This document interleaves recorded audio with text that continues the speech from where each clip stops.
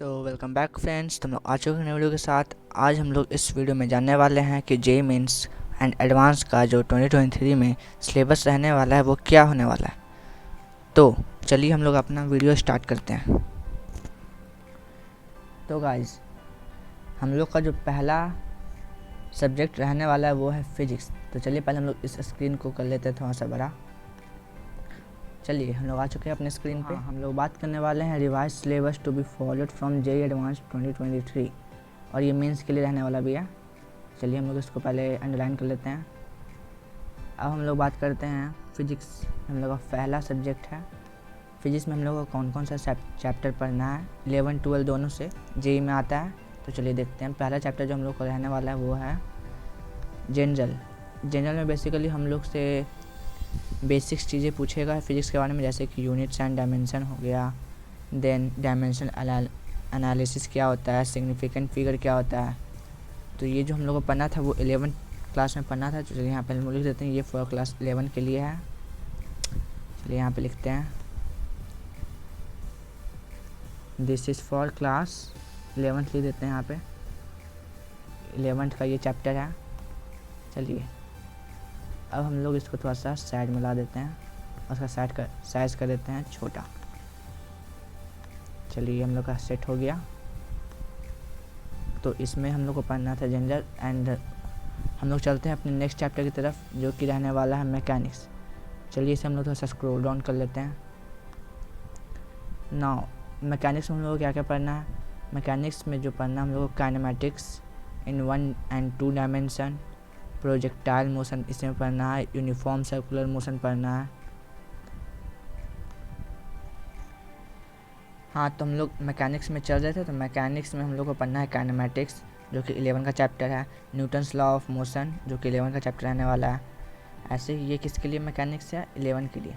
चलिए हम लोग यहाँ पे लिख देते हैं फिर से, दिस इज़ फॉर 11th। चलिए अब हम लोग चलते हैं नेक्स्ट चैप्टर की ओर। चलिए अपना स्क्रीन को करते हैं डाउन। हाँ, हम लोग का जो थर्ड चैप्टर रहने वाला है वो है थर्मल फिजिक्स। थर्मल फिजिक्स के अंदर हम लोग को क्या क्या पढ़ना है और ये किसके अंदर आता है, क्लास 11 में आता है या 12th में आता है। तो thermal expansion of solid liquid and gases पढ़ना है। उसमें हम लोग पढ़ेंगे हीट कंडक्शन इन 1 डायमेंशन, और इसमें हम लोग थर्मोडायनेमिक्स पढ़ने वाले हैं। तो ये भी हम लोग का रहने वाला है 11 का टॉपिक है ये। इसमें किरचॉफ्स लॉ भी पढ़ना है, स्टीफेंस लॉ भी पढ़ना है। तो ये हम लोग का 11 का टॉपिक है, टॉपिक नहीं चैप्टर है। तो चलिए हम यहाँ पे लिख देते हैं फिर से 11th।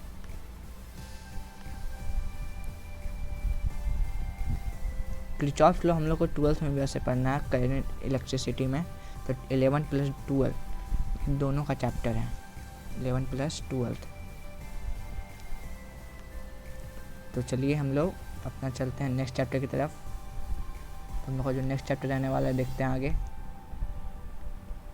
Electricity and magnetism. तो चलिए इसे हम लोग हाईलाइट कर लेते हैं। इलेक्ट्रिसिटी एंड मैग्नेटिज्म जो चैप्टर है वो है क्लास 12th का। तो यहाँ पे लिख देते हैं हम लोग क्लास 12th के लिए है। चलिए ये हम लोग किस में पढ़ना है, ये chapter electricity and magnetism class 12th में पढ़ना है। नाउ अब हम लोग बात करने वाले हैं कि इसके अंदर हम लोग क्या क्या पढ़ना है। क्लास 12th में हम लोग को पढ़ना है कूलम्स लॉ, देन हम लोग को पढ़ना है कैपेसिटेंस, देन इसमें पढ़ना है बायो-सावर्ट्स लॉ, जो कि करंट इलेक्ट्रिसिटी का चैप्टर में आता है। इलेक्ट्रिक करंट हो गया, magnetic movement of current loop, electromagnetic induction, EMI, ये सब हम लोग को, फैराडे लॉ, लेंज लॉ, ये सब हम लोग को क्लास 12th में पढ़ना है। इलेक्ट्रिसिटी जो हम लोग का इलेक्ट्रोस्टैटिक्स चैप्टर है, जिसमें हम लोग इलेक्ट्रिक फील्ड एंड चार्जेस के बारे में पढ़ते हैं, इलेक्ट्रिक पोटेंशियल के बारे में पढ़ते हैं, कैपेसिटेंस के बारे में पढ़ते हैं, और मैग्नेटिज्म में हम लोग करंट इलेक्ट्रिसिटी हो गया। फिर आगे हम लोग देखते हैं अब हम लोग कौन सा चैप्टर रहने वाला है। चलिए इलेक्ट्रोमैग्नेटिक वेव्स, ये भी इलेक्ट्रोस्टैटिक्स का ही पार्ट रहने वाला है।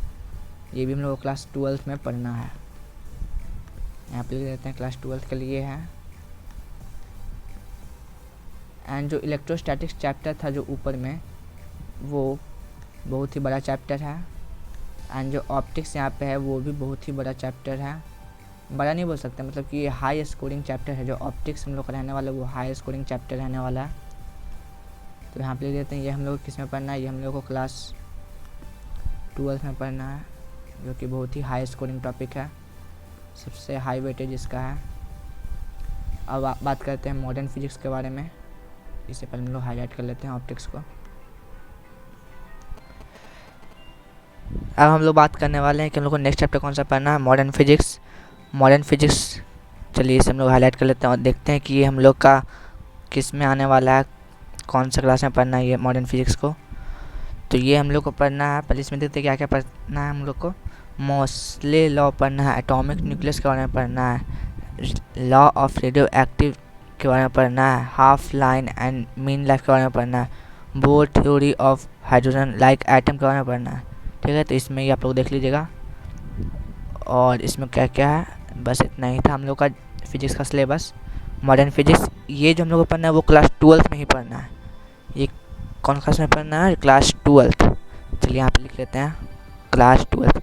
और हाँ, ये जो मैंने PDF बना रहा है इसका मैं एक PDF बना के अपने डिस्क्रिप्शन बॉक्स में, इस वीडियो के डिस्क्रिप्शन बॉक्स में उसका लिंक डाल दूँगा, आप लोग डाउनलोड कर लेना। चलिए अब हम लोग बात करते हैं केमिस्ट्री के सिलेबस के बारे में। तो चलिए, revise syllabus to be followed from JEE advance 2023। और ये हम लोग किसके लिए रहने वाला भी है, this is also for mains, JEE mains. This is also for JEE mains 2023। इसे हम लोग ब्लू कलर कर देते हैं, साइज में थोड़ा बड़ा कर लेते हैं। केमिस्ट्री, चलिए स्टार्ट करते हैं हम लोग केमिस्ट्री के बारे में। इसे हम लोग करेंगे पिंक कलर से हाईलाइट। केमिस्ट्री में हम लोग को पढ़ना है वही बेसिक सा चीज़। पहला है जनरल टॉपिक्स, इसमें हम लोग को पढ़ना है एटम्स एंड मॉलिक्यूल क्या होता है, डेल्टन एटॉमिक थ्योरी के बारे में पढ़ना है, mole concept, chemical formula, balanced chemical equation. ये सब बेसिक चीज़ें हैं जो आप लोग को पता रहना चाहिए कि मोलारिटी क्या होता है, मोलालिटी क्या होता है, नॉर्मलिटी क्या होता है। उसका हम लोग को पढ़ना है states of matter, gases and liquid. और हाँ, ये जो जनरल टॉपिक्स है वो क्लास 11 से भी है और क्लास 12 से भी है। This is for class 11 and 12 both, 11th and 12th both. इसको साइड में कर लेते हैं छोटा। एंड चलिए, जो हम लोग का नेक्स्ट चैप्टर रहने वाला है वो states of matter, gases and liquid.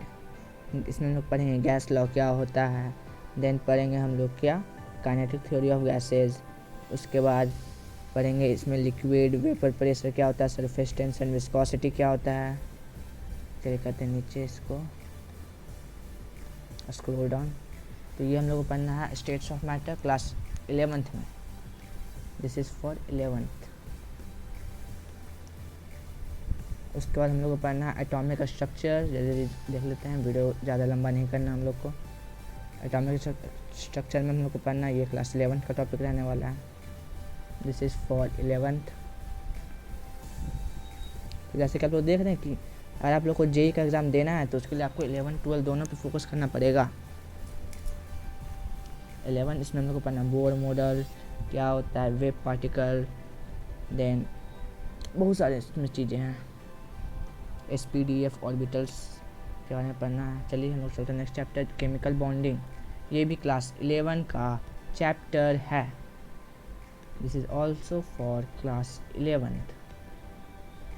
Chemical bonding and molecular structure, ये बहुत ही इम्पोर्टेंट चैप्टर है, इस एग्ज़ाम में बहुत से क्वेश्चन आते हैं, ये आप लोग ध्यान में रखिएगा। उसके बाद रहने वाला है केमिकल थर्मोडायनेमिक्स। फिजिक्स में हम लोग को पढ़ना था थर्मोडायनेमिक्स और केमिस्ट्री में पढ़ना है thermodynamics. First law of thermodynamics क्या है, इसके लॉस के बारे में पढ़ना है, और गिब्स एनर्जी क्या होता है, ये सब इसमें पढ़ना है। ये भी है class 11th। Chemical ionic equilibrium, ये हम लोग को पढ़ना है क्लास 11 में, नहीं शायद ये हम लोग को पढ़ना है इक्विलिब्रियम कांस्टेंट। हाँ याद आया, ये भी हम लोग को पढ़ना है क्लास 12th में, ये पढ़ना है 12th। This is for 12th। ओ भाई ये क्या लिया गया,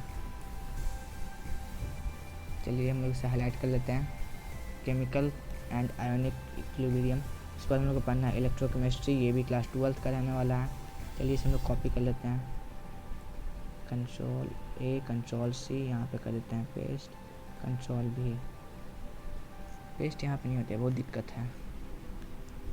क्लास 12th, इसमें पढ़ना है कि इलेक्ट्रोकेमिकल सेल क्या होता है, इसका cell reaction, standard electrode potential क्या होता है, इसमें फैराडे लॉ पढ़ेंगे, फैराडे लॉ ऑफ इलेक्ट्रोलाइसिस बहुत इंपॉर्टेंट है। नस्ट इक्वेशन, ये भी बहुत बार एग्जाम में पूछा जाता है, नस्ट इक्वेशन ये जो है इम्पॉर्टेंट है। फैराडे लॉ भी बहुत इंपॉर्टेंट है, Faraday law of electrolysis. Then सब प्राइमरी सेल क्या होता है, सेकेंडरी सेल क्या होता है, ये पढ़ना है। फ्यूल सेल क्या होता है, 3 तरह के सेल आ गए। लास्ट में कोलिजन देखिए, ये चैप्टर इलेक्ट्रोकेमिस्ट्री ख़त्म। एंड नेक्स्ट चैप्टर की बात करें केमिकल काइनेटिक्स, जो कि इस बार हम लोग का टेस्ट रहने वाला है संडे को, आपका नहीं, मेरा कोचिंग में टेस्ट है केमिकल काइनेटिक्स का, केमिस्ट्री चैप्टर केमिकल काइनेटिक्स। ये किस चैप्टर का है, क्लास 12th का है, 12th। देन हम लोग इसमें क्या क्या पढ़ने वाले हैं, rates of chemical reaction, order इसके बाद पढ़ेंगे।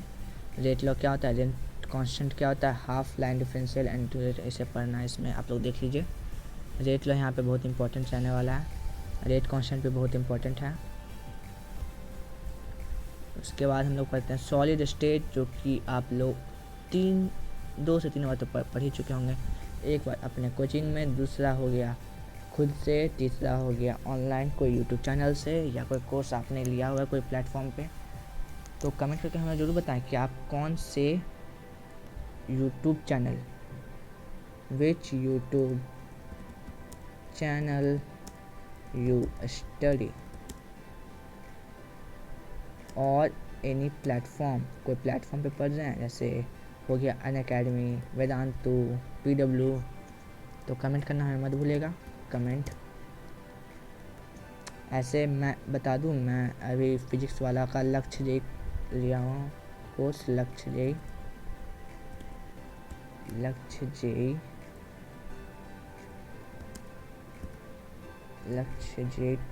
2023 के लिए जेई। तो ये है PW का कोर्स, आप लोग को पता ही होगा, और आप लोग भी इस बैच से हैं तो कमेंट डाउन करना मत भूलिएगा। तो ये सॉलिड स्टेट, और सॉलिड स्टेट हम लोग को PW में नहीं पढ़ाया गया है, वो हम लोग को अभी बाद में पढ़ाया जाएगा। हम लोग का जो केमिस्ट्री स्टार्ट हुआ था वो हुआ था सॉल्यूशन चैप्टर से। इसमें हम लोग को पढ़ना रॉल्स लॉ क्या होता है, बहुत बहुत इंपॉर्टेंट है। कोलिगेटिव प्रॉपर्टीज बहुत इंपॉर्टेंट है। और उसके बाद हम लोग को पढ़ना है, ओ भाई इस समय लिखना मैं भूल गया, ये है क्लास 12th का, 12th,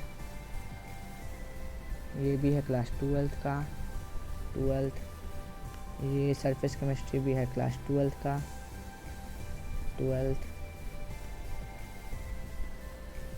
इसे हम लोग हाईलाइट कर लेते हैं, सरफेस केमिस्ट्री। सरफेस केमिस्ट्री में हम लोग को पढ़ना है एडॉप्शन क्या होता है, मतलब कि इसमें खाली हम लोग को सरफेस के बारे में पढ़ना है, जो सरफेस पे रिएक्शन होता है उसी को बोलते हैं सरफेस केमिस्ट्री। उसके बाद हम लोग को पढ़ना है classification of elements and periodicity in property, मतलब कि इसमें हम लोग को पढ़ना है क्या, पीरियोडिक टेबल के बारे में, कि मॉडर्न पीरियोडिक टेबल क्या है, वही सब।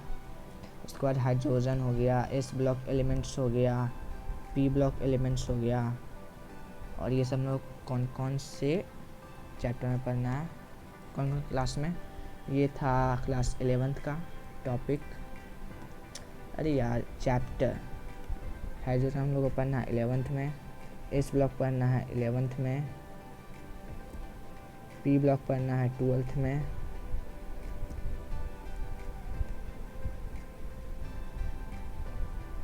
देन D ब्लॉक पढ़ना हम लोग को किस में, क्लास 12th में।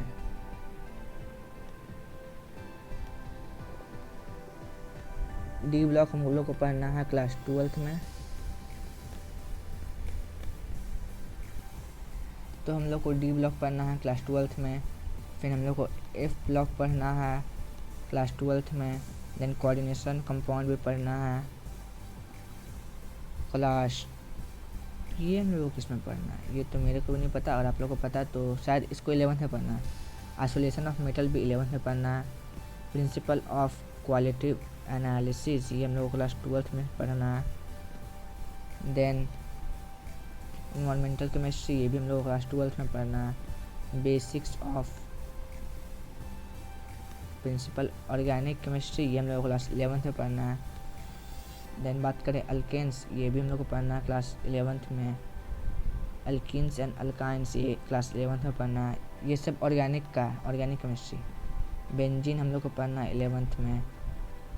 देन फिनॉल भी पढ़ना है 11th में। अल्काइल हैलाइड्स पढ़ना है 11th में। अल्कोहल पढ़ना है 11th में।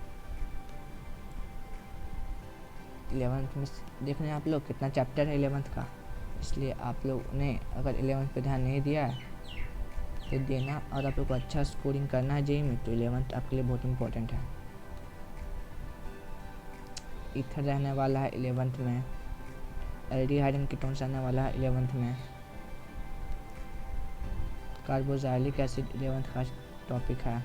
अमाइंस 11th का टॉपिक है। हैलोअरेंस जो है वहाँ से 12th स्टार्ट होता है। बायोमोलिक्यूल्स 12th है, नहीं बायोमोलिक्यूल्स भी 11th का ही टॉपिक है। Polymers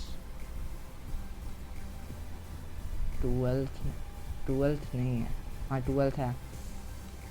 chemistry in everyday life 12th है। प्रैक्टिकल ऑर्गेनिक केमिस्ट्री ये दोनों हैं, 11 12 दोनों चैप्टर है। अब बात करते हैं revise syllabus to be followed from JEE mains and advance 2023। Mathematics का सिलेबस जल्दी जल्दी देख लेते हैं क्या क्या पढ़ना हम लोग को। मैथमेटिक्स को हम एक्चुअली करते हैं हाईलाइट ग्रीन कलर से। Mathematics sets relation and function पढ़ना है 11th में। अलजेब्रा को पढ़ना है हम लोग को 11th में। अलजेब्रा हम लोग को 11 12 दोनों में पढ़ना है। मैट्राइसेस ये 12th का चैप्टर है। प्रोबेबिलिटी एंड स्टैटिस्टिक्स ये दोनों का चैप्टर है, 11 12 दोनों के लिए है। ट्रिगोनोमेट्री रहने वाला है 11th एंड 12 दोनों के लिए। एनालिटिकल ज्योमेट्री ये भी है क्लास 11th का चैप्टर। देन डिफरेंशियल कैलकुलस ये हम लोग का है class 12th and 11th both. Integral calculus class 12th। Vectors ये भी रहने वाला क्लास 12th। तो ये था हम लोग का सिलेबस मैथ का।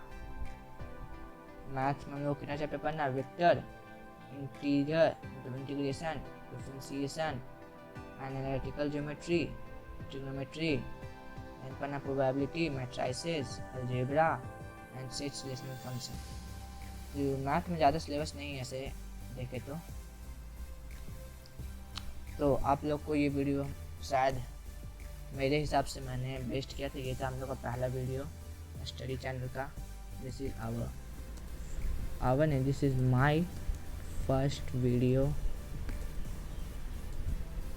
Of syllabus of JEE 2023। I hope this video is helpful for you and आगे आने वाले वीडियो में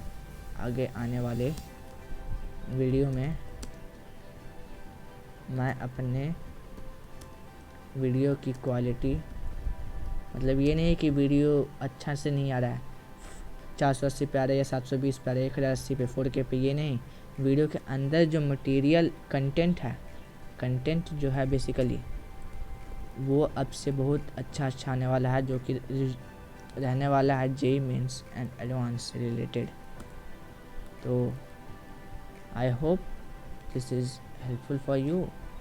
और आप लोग को भी ये वीडियो में कुछ अच्छा जानने को मिला तो हम लोग को इस वीडियो को लाइक करें, साथ में शेयर करें जो सब लोग बोलता है, एंड साथ ही साथ कमेंट करना मत भूलिए कि आप लोग को आगे कौन से टॉपिक की वीडियो चाहिए, आगे कौन से टॉपिक की वीडियो चाहिए। Comment down right now.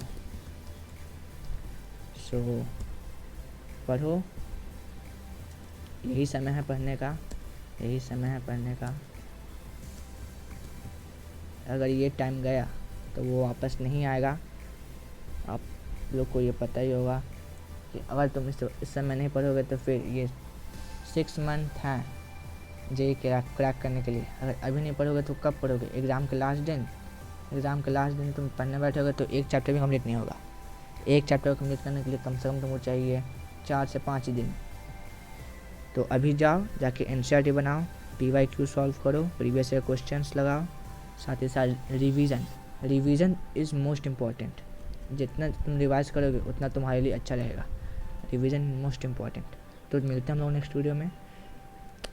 Thank you, tata, bye bye.